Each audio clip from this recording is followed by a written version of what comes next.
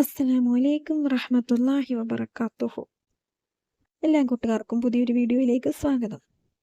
ഇനി ജീവിതത്തിൽ എന്ത് ബുദ്ധിമുട്ടുകളും പ്രതിസന്ധികളും അനുഭവിക്കുന്നവരാണോ നിങ്ങൾ എങ്കിൽ ഈ ഒരു വീഡിയോ സ്കിപ്പ് ചെയ്യാതെ മുഴുവനായിട്ട് കാണുക.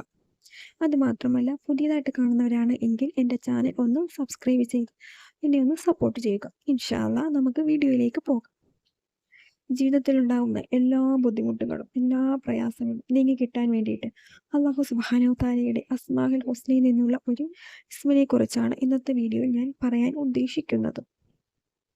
ഇപ്പം നമ്മൾ എന്ത് കാര്യവും തുടങ്ങി വെക്കും, പക്ഷെ അത് നമുക്ക് അവസാനിപ്പിക്കാൻ കഴിയുന്നില്ല. അതിന് എന്തൊക്കെയോ മുടക്കം സംഭവിക്കുന്നു.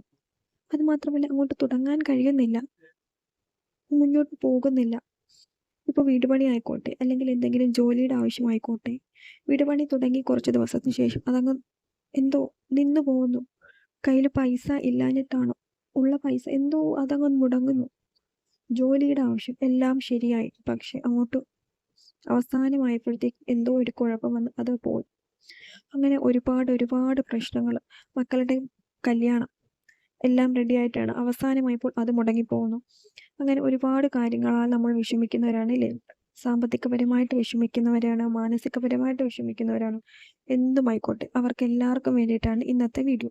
നിങ്ങൾ ആത്മാർത്ഥമായിട്ട് അല്ലാഹു സുബ്ഹാനഹു തആലയെ മുറുകെ പിടിച്ചുകൊണ്ട് അള്ളാഹുവിൻ്റെ ഈ ഒരു ഇസ്മ നിങ്ങൾ സുബഹയുടെ സമയത്ത് ഓതുക. സുബഹി നമസ്കരിച്ചതിന് ശേഷം ആ നിസ്കാരപ്പായിൽ ഇരുന്നു കൊണ്ട് തന്നെ ചൊല്ലി തീർക്കണം. ആത്മാർത്ഥമായിട്ട് മനസ്സറിഞ്ഞിട്ട് വേണം ഈ ഒരു ഇസ്മ പതിവാക്കാനും. ഞാനിത് ചൊല്ലിയാൽ എനിക്ക് എൻ്റെ അള്ളാഹു സുബ്ഹാനഹു തആല എൻ്റെ ആഗ്രഹങ്ങളും ആവശ്യങ്ങളും എല്ലാം നിറവേറ്റിത്തരും എന്നുള്ള ഒരു ഉറച്ച വിശ്വാസത്തോടു കൂടി വേണം ഇത് ചെല്ലാൻ. ഇസ്മ ഏതാണ് എന്ന് വെച്ച്, യാ മുഅൈമിനു യാ അല്ലാഹ്. അള്ളാഹു സുബ്ഹാനഹു തആലയുടെ അസ്മാഉൽ ഹുസ്നയിൽ മഹത്വമേറിയ ഒരു ഇസ്മാണ് യാ മുഹൈമിനു യാ അല്ലാഹ്. ഈ ഒരു ഇസ്മ പതിവാക്കിക്കോളൂ. 290 പ്രാവശ്യം സുബ്ഹി നിസ്കരിച്ചതിന് ശേഷം ആ നിസ്കാരപ്പായിൽ ഇരുന്നു കൊണ്ട് തന്നെ ഇത് ചൊല്ലി തീർക്കുക. ഉറപ്പായിട്ടും നിന്റെ ആഗ്രഹങ്ങളും ആവശ്യങ്ങളും എല്ലാം അല്ലാഹു സുബ്ഹാനഹു തആല നേടിത്തരുന്നതാണ്. മനസ്സിന് നല്ല ഈമാനോട് കൂടി, നല്ല വിശ്വാസത്തോടു കൂടി, പൂർണ്ണ വിശ്വാസത്തോടു കൂടി വേണം ഈ ഒരു ഇസ്മ ചൊല്ലാൻ വേണ്ടിയിട്ട്. മനസ്സിൽ മറ്റുള്ള ചിന്തകളോ അനാവശ്യ കാര്യങ്ങളോ ഒന്നും മനസ്സിൽ ഉണ്ടാകാൻ പാടില്ല. അള്ളാഹുവിനെ മുൻനിർത്തിയിട്ട് വേണം ഈ ഒരു ഇസ്മ പതിവാക്കാൻ വേണ്ടിയിട്ട്. 290 പ്രാവശ്യം 290.